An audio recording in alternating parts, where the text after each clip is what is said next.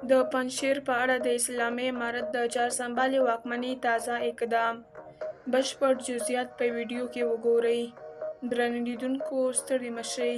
په پنجشیر کې د اسلامي امارت د چارسمبالې واکمنۍ د امنیې قومندانۍ خبر ورکوي چې له دغه ولایت څخه یې 1500 ځوانان د پولیسو په لیکو کې ثبت کړي او د مسلکي زده کړو لپاره یې څنګ لوري ولایت ته استولي دي.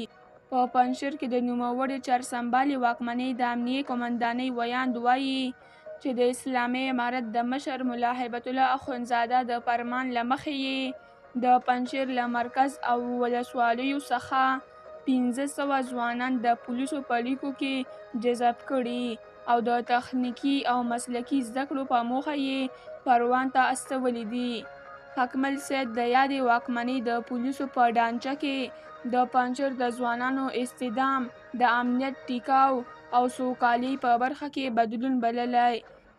ښاغلي سید دا نه دي ویلي چې د نوموړي ولایت دغو ځوانانو ترې دې وړاندې له دغې واکمنۍ سره کوم تړاو درلود او که نه، خو اسلامي امارت تر ډېره د کورنیو چارو او دفاع وزارتونو په تشکیلاتو کې د نوموړې واکمنۍ له انده او یا هم خپلو پخوانیو سرتېرو پرته ولسي کسان نه مني.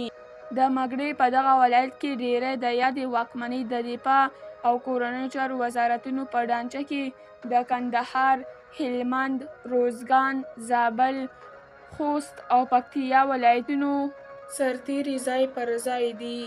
درنو لیدونکو له ملتیا مو مننه.